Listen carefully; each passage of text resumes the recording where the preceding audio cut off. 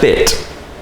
Now, the other examples that we might point to of emerging technologies where we might seek to learn useful lessons. Up here I've got 4 of them with rather impenetrable photos.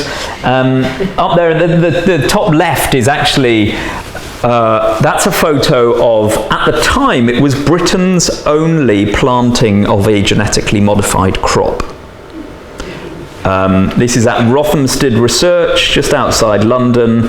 It's a trial of an oil crop, and it's behind 2 12-foot high fences with guard dogs in between, right?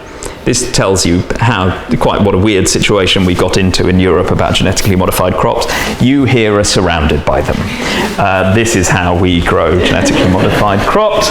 Right, this was a case in which scientists, policymakers were really woken up to the disconnect between what they thought about a technology, its risks and benefits, and what non-experts thought about a technology's risks or benefits. So when nanotechnology came along, top right here, a lot of the language of responsible development, of public engagement, was at least rhetorically built into that from the start. When synthetic biology followed, again, this language of needing to understand what people think in some way to de-risk the development of the technology figured quite strongly. And then subsequently, geoengineering, which was the topic of my last big piece of research, where, if you like, the social was unavoidably entangled within the technical from the start. And through these various cases of emerging technology, some lessons were transferred from agricultural biotechnology and beyond, but others were forgotten or disguised under a veil of novelty that I think it's worth just paying attention to. Now, the way that I've characterized this elsewhere is, sorry, ignore all the small text. The main point is in the heading there. The way that I've characterized this is that typically questions relating to these emerging technologies are not just about products, risks, outcomes, right? What this technology does in the world and etc. They also relate to the processes through which technologies are developed and the purposes that are imagined behind those technologies. So as well as the what, I guess in simple language, there's a set of questions to do with the how and the why of innovation that demand our attention. So when it came to genetically modified crops, for example, it turns out that much of the public discussion was not just about, are these things safe for us to eat and are they safe for the environment, but also there were questions to do with who's going to benefit. What is the political economy of this technological system like? So responsible innovation, then, I and colleagues in Europe and the States who are sort of working with this terminology see it as a project of trying to advance a few characteristics of scientific and technological systems.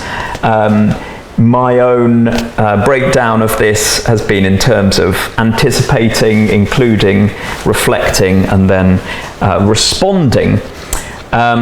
The sort of problematic aspect of that, I would say, is the question of responsiveness, and the question ultimately of if we are willing to generate new discussions, new questions about emerging technologies, what might we do in the face of those? How might science and innovation change direction? How might it respond to some of those new claims? And here we might consider not just new things that we might do in order to better govern science and innovation, which are on the whole quite convenient things for institutions of science to discuss, but also look at what the limits to responsiveness might be within technical systems. So look at the dynamics of lock-in that, for example, make it hard to change direction. Look at activity for individuals and within institutions. Look at governance gaps, or as Martin Heyer calls them, institutional voids. In fact, that when emerging technologies come along, the response is often to say, oh, well, we don't yet have the institutions around those technologies, therefore we will just wait until they become relevant to us, rather than seek to build those institutions. And as Steve Rayner has put it, in a nice piece on what he calls the novelty trap, he says often the presumption that things are new and therefore exciting and deserving of our attention invites excitement, but when that excitement brings with it its reflexive component, when people start to say, well, surely that means we should scrutinize these things, there is often a retreat towards equivalence, right? So, the classic example of this would be nuclear power being advertised as energy that was too cheap to meter. Right, it was a panacea to our energy problems. But when environmental groups started raising questions about proliferation, about waste, about safety, the response was typically, "Oh, this is just another way to boil water." Right, it's an incremental. It's just like a big kettle. Right, incremental improvement upon a coal station, nothing particularly new. And so for Steve Rayner, this is reframed as a barrier to social learning. This stops us governing wisely from one case to the next. So let's just dive into the machine learning debate then. So machine learning has attracted a huge amount of interest very quickly, and it's the social science community have been relatively slow, but they have started to scrutinize this in some really interesting ways. And among the ways in which social scientists have sought to understand the social dynamics of machine learning and try to socialize it is by paying attention to the distinction between machine learning outcomes and machine learning processes. You probably won't need reminding of this, but there have been some prominent machine learning successes in recent years, which have largely been pretty playful. So this was the cover of Nature announcing that a deep neural network from a company called DeepMind, which was spun out of my own university, subsequently bought by Google, had beaten one of the world's best Go players, and Go was always seen as one of those hard cases that, yes, winning at chess was easy, but Go was hard. It turns out that Go's quite easy too now. And a lot of the other machine learning victories have rapidly been taken up in everyday technologies, like, for example, voice recognition, right, having creepy things in the corner of our kitchens that we can now talk to. In Google's algorithms, but also that revealed quite quickly some of the contingencies around this, right? Google got into real trouble, as you would imagine, because their image recognition algorithms started misidentifying things and people, and in one particularly contentious case, as you would imagine, a few black people detected that they or their friends were being classified as gorillas, and you don't need reminding why that is politically pretty catastrophic, right? But the question was, for a lot of social scientists and for a lot of the engineers, was that when Google sought to work out why this had happened, it became extremely hard for them to understand how the outcomes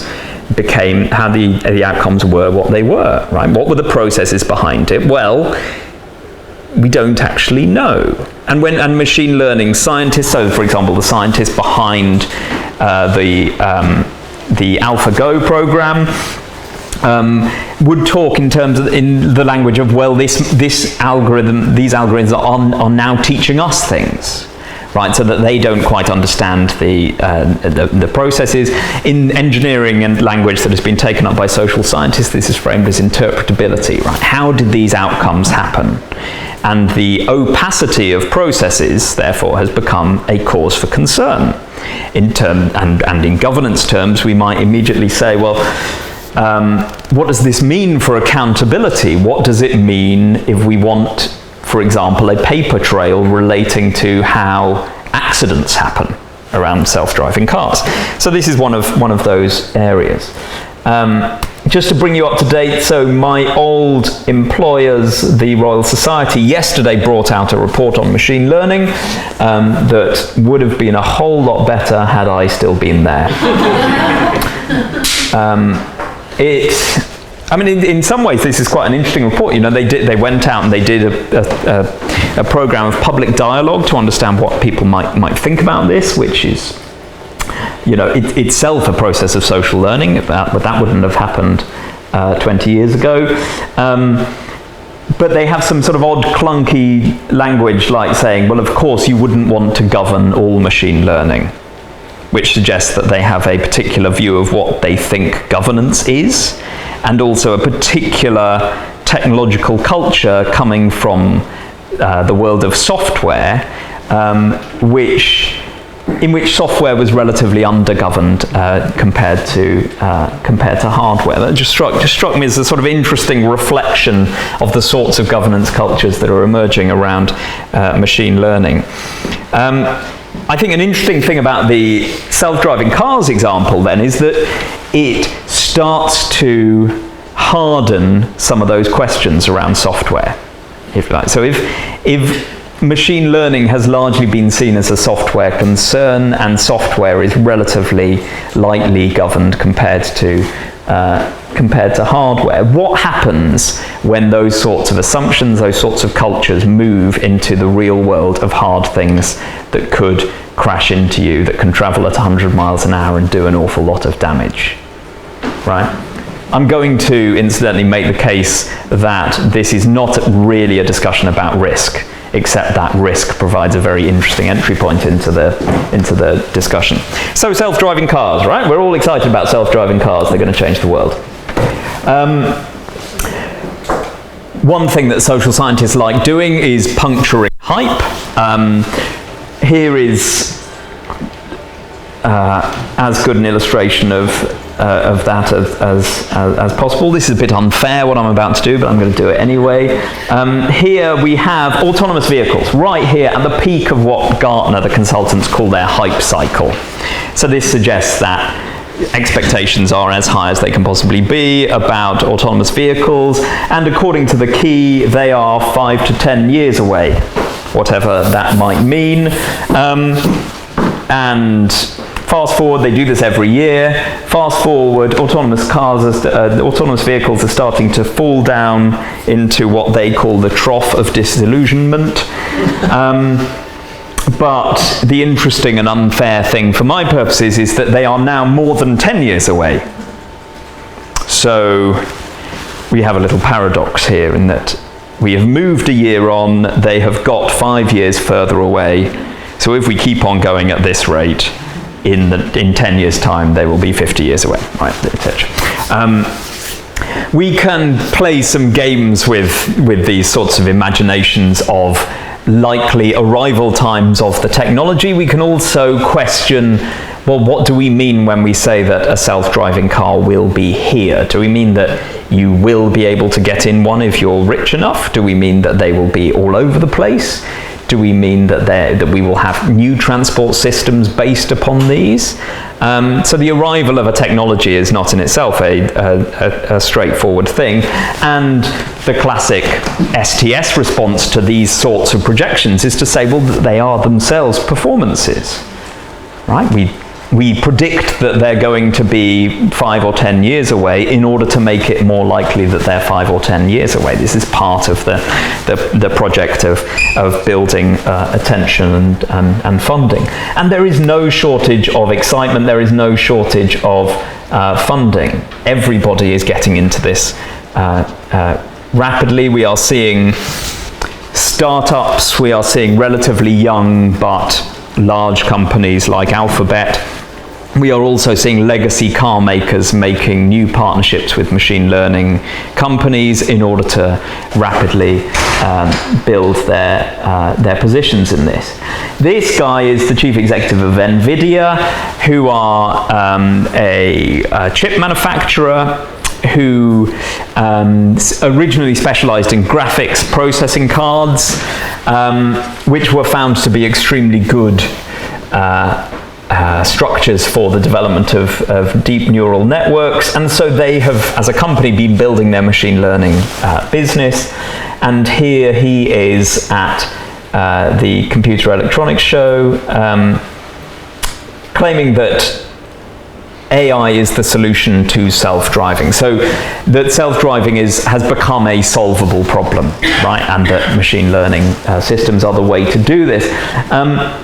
What I'm interested in is not just how that is imagined, right? How that problem has become solvable quite so quickly, or imagined to be solvable quite so quickly, but how machine learning is not just the solution to self-driving, it is also the solution to imagined bigger social problems, right, that aren't just technical, such as, for example, road safety, such as road congestion, such as sustainability. So there is a sort of conflation between the technical problem of how to get this stuff to work and the social problem. And coming from Europe, again, looking at the US debate about road safety and how self-driving cars are conventionally justified as, that is, the problem number one is normally listed as road deaths numbering in somewhere between 30 and 40,000 a year in the US. More than 1 million people around the world, right? Let's admit, all of us, that is a public health disaster. Self-driving cars are often sold, selling point number one is it will sort that out, because 95% of those accidents are caused by human error. That's how the conventional story runs. To it, and one response would be, well, if we did genuinely think that road safety were a priority for the United States, what might be some of the things that we might do about it, and what might some of the alternatives be? And again, this is unfair for a European to do, but your roads are a disaster, right? So many more people are dying on American roads than on European roads. And the explanation for that is not an absence of self-driving cars. Let me just say that, it's not an easy problem, but nor is it a priority issue for the United States to deal with. And so we might just realign some problems and some solutions here. At the same time, we have companies like Tesla performing a particular idea of innovation. So this is a video that came out from them recently, purporting to show how a Tesla navigates the world, how it classifies objects, how it finds drivable paths through those objects, how in this case it's dealing with some extremely complicated roads in less than ideal conditions, right? And we should admit that that is an extraordinary thing for a piece of technology to be able to do. And there is lots of talk among self-driving proponents that the speed of innovation here is such that cars can, look at you, you're all mesmerized by this thing, it's brilliant. That cars can, navigate 90% or 99% in some cases of the time. One self-driving car company claimed last year to have driven from coast to coast with the computer driving for 99% of the time, which is extraordinary. And yet, as people interested in governance, we might also see these things as actually perhaps even irrelevant, uninteresting. We may legitimately, I think, ignore these things, which, according to one roboticist, and a phrase that I love, these sort of simulations are doomed to succeed, right? As experiments, they tell us nothing. We might, as engineers or as regulators, express all of our concern with that 1%, right? We might say, actually, it's fine to not be impressed by what's going on here. But, so as an act of learning, maybe this is extremely unhelpful.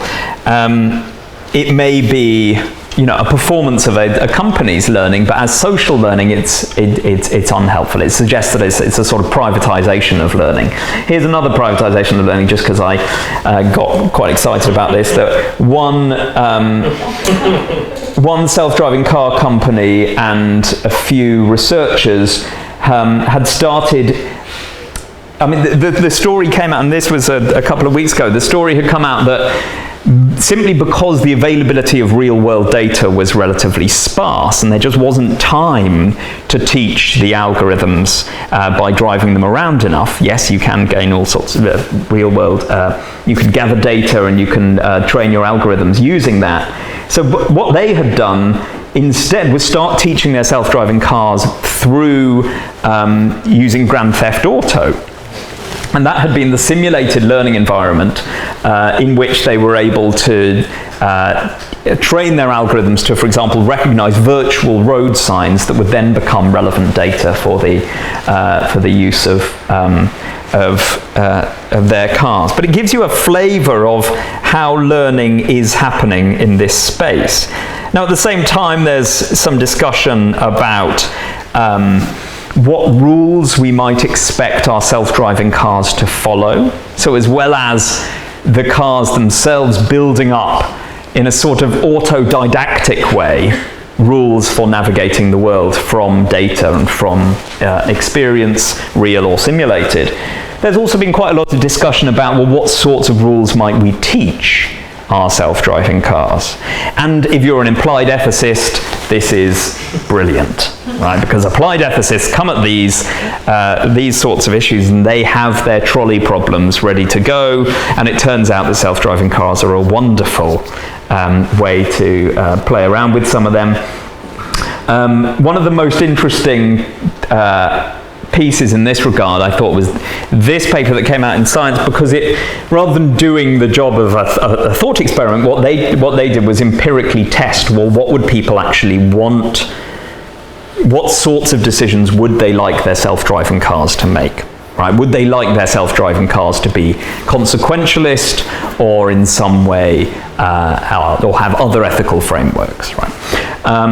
And it turns out that if you ask people, so if you give them some scenarios, should your self-driving car swerve to kill one person or keep on ploughing on and take out more, right? This is the classic version of the trolley problem. Or should it, rather than killing one person that's in the road, should it swerve off the road, killing its own driver?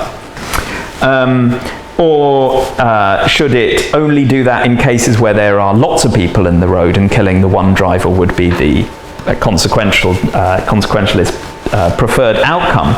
And it turns out that when you ask people, they say, yes, self-driving cars should be fair. They should be utilitarian. They should do these calculations. Were such calculations able to be made? Until you ask them, what would you like your self-driving car to do? And then they say, oh no, my one shouldn't be fair. My one should protect me at all costs. Which obviously gets you into an interesting potential dimension for competition in the future self-driving car market. Interestingly, the chief executive, or one of the senior management at Mercedes, said, well, obviously our self-driving cars are going to protect their passengers at all costs, right? They're not going, we'll basically kill whoever's in front of us. We're looking after number one.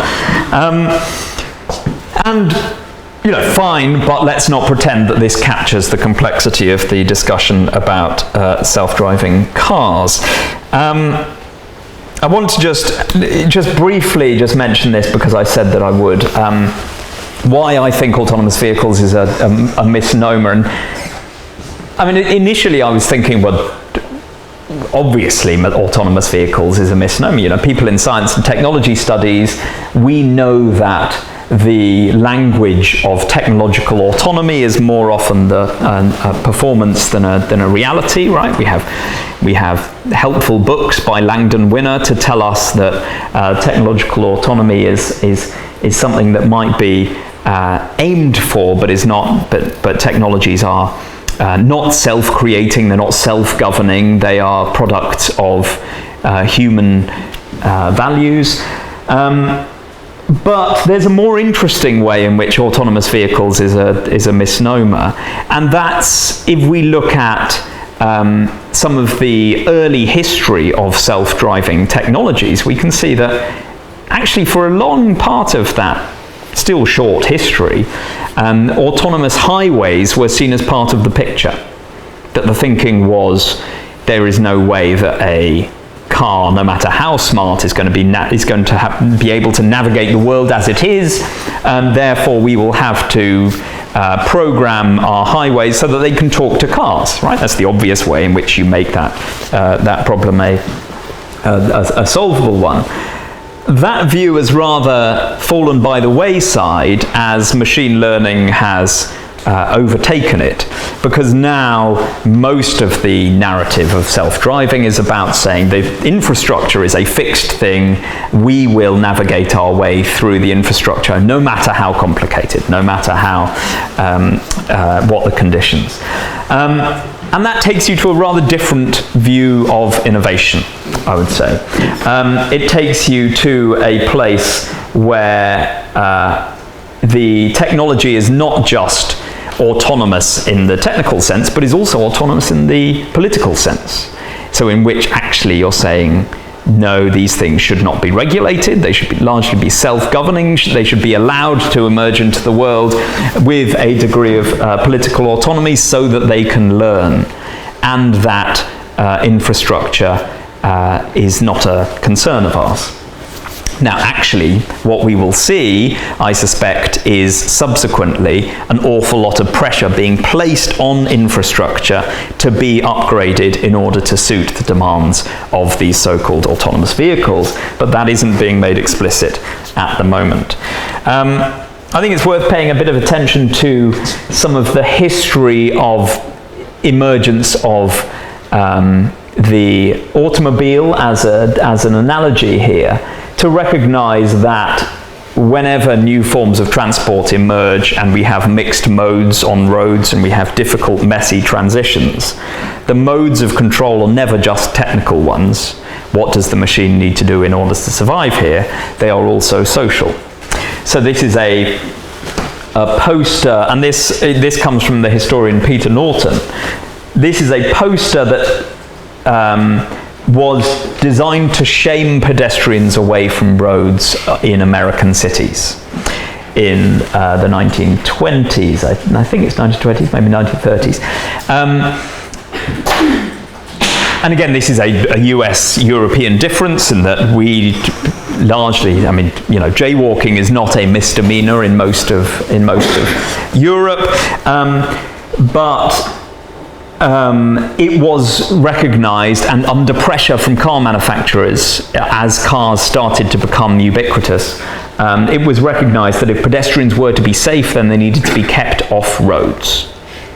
And we can anticipate similar sorts of pressures with the arrival of self-driving cars, that in order to realize the benefits of these technologies and in order to make them safe, that we will have to control the systems in which they operate.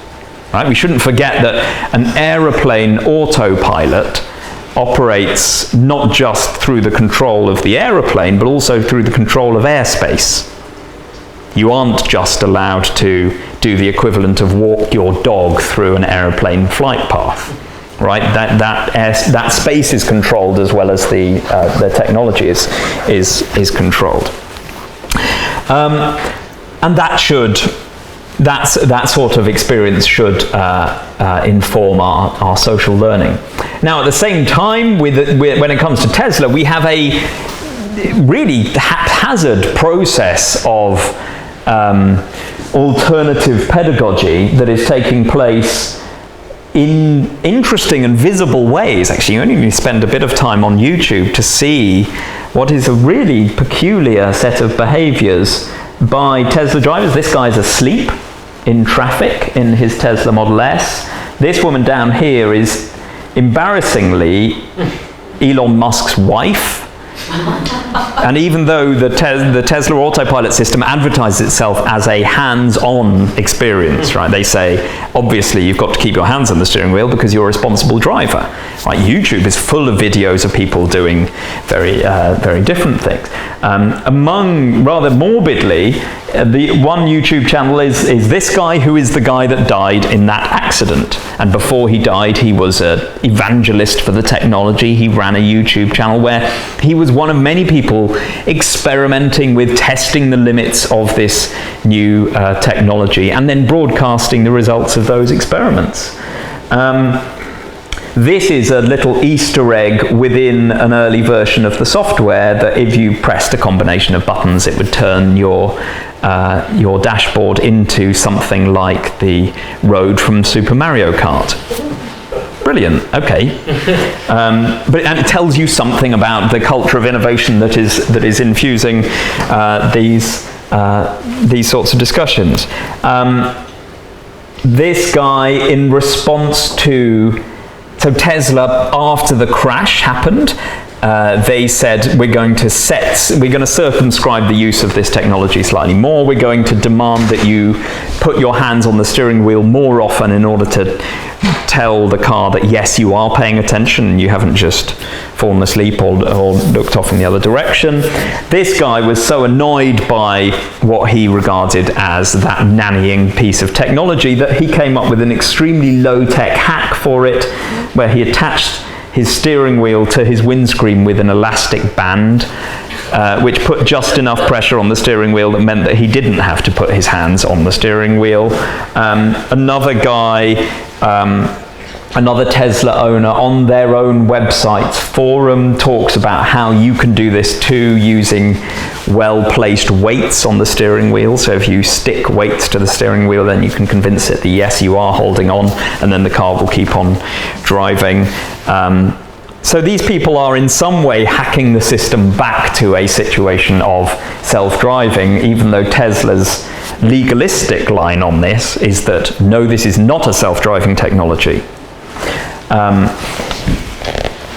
We have some within the world of self-driving expressing concerns with what they regard as hubris on the part of companies like Tesla. We have people within Tesla saying, yes, of course, there are things that we need to sort out, but the thing that we really need to sort out is still the human being. Right, so we need to teach people not to get complacent. We need to teach people to use this technology responsibly.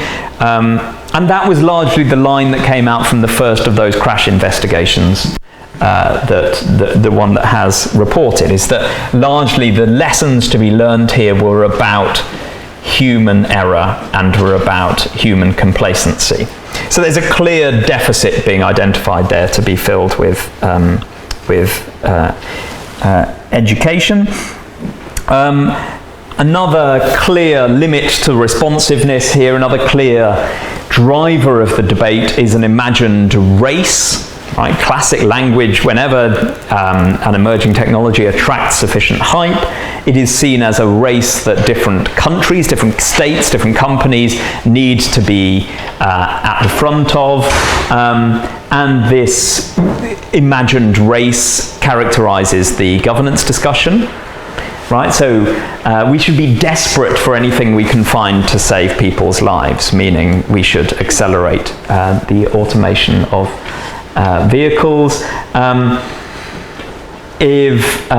Alan Kornhauser actually was the guy that was doing the Grand Theft Auto machine learning earlier. If anybody legislates against it, they should probably go to jail. You get some extremely interesting legalistic reasoning going on here. And this senator is saying clearly this is a race with other countries as well. This is about US competitive advantage. For Elon Musk himself, chief executive of Tesla, the response is an extremely easy version of cost-benefit analysis. Actually, even if self-driving cars do kill a few people, still the lives that they save will so vastly outweigh that to the extent where if in writing some article that's negative, or indeed saying things about scrutinizing self-driving cars, as I'm doing to you right now, if I dissuade somebody from using an autonomous vehicle, I am killing people, so officially murdering. So, which is similar sort of rhetoric as came out for proponents of agricultural biotechnology. We should remember that agricultural biotechnology was sold to the world as being about saving lives in the same way as the Green Revolution had between the 50s and the 70s. This was going to be the next wave. It was going to stop famine. Therefore, if there was any impediment to the technology, it was equivalent to murder. And yet one might respond, well, okay, even if we're just talking about risk, we still think about risks differently, right? We know that we do. We think about the risks of airline travel different from the risks of car travel, which is why when planes crash, socially we object to that and we want to investigate it and we want to learn why that happened and we want to do better. We don't just say, oh, well, not as many people die in planes as they do in cars, therefore everything's fine. Right? The quality of the risk and its place in a process of social learning matters hugely. Now, I am loath to give you the sort of typological ideal type distinctions that I'm making there, so apologies. If anybody wants to ask me about the sort of how we might imagine these sort of two modes of self-driving car innovation, then I can, but for now let me just end with a few sort of governance questions. The first one I would say is, so what does this mean in terms of decisions that need to be made in the relatively short term? Well, I think the first one is an interesting question to do with trajectories of innovation that seek to augment humans rather than replace them. So there's been a lot of discussion about self-driving cars relieving people of arduous tasks if you're an optimist, or threatening tens of thousands of jobs if you're a union, right? If you are concerned about truck drivers, minicab drivers, then the rhetoric of substituting those people out of the vehicle is a concern. In aeroplanes, we should remember that autopilots were intended as an augmentation of human beings, and part of the way that innovation has played out is that they are seen as supporting human activities, even though actually an autopilot is capable of running a plane's entire journey. So we shouldn't accept the inevitability of substituting human labour entirely. And that also changes how we think about the engineering, the aspects of human-computer interaction. It changes how we can see different trajectories. If you compare, say, what Tesla are doing, what Alphabet are doing, to, say, what Volvo are doing, and the way that they present their self-driving technology as very much an aid to make drivers' lives easier, rather than something that's going to pretend that it can do everything and then kill you. We might also pay attention to the question of data. Again, this is so data sharing between cars and infrastructure, between cars and other cars, as part of imagining this system as a connected one rather than autonomous vehicles acting on their own. We might ask questions about data sharing in the event of accidents. We might ask questions about data sharing if we're serious about machine learning and the rapid acquisition of capacity within these vehicles. Then one thing we could ask is, well, how should those companies share data among each other? So it isn't just Tesla teaching itself from its own data, from its own driver's experience. It's also Tesla's machine learning informing the machine learning of other companies. So genuinely socializing machine learning. And then finally, there's an interesting debate about labeling that is, again, analogous to the debate about labeling that happened around agricultural biotechnology. Does it matter that ordinary people know whether this technology is new or not? So some people, some self-driving proponents have said, it would be better to not label self-driving cars so they just look like other cars. Because as soon as you label them, people will misbehave with them. And there's already some experience that people do misbehave when it comes with experimental self-driving cars. You know, people jump out in front of them because they know they're going to stop. Or cyclists will cycle very slowly in front of them because they know that they are suddenly empowered, having felt rather vulnerable in many cities. But there's also others who've said, no, it's vital that as part of a discussion about robot ethics, maybe, or as even a practical discussion about remaining safe, that we know whether we are inside or next to or driving behind a robot. And I think that question about labeling hasn't really been tackled, but will emerge as politically important. Now, I've said enough, so I'm going to end there, and please ask me about any of that or anything that I skipped over, or etc.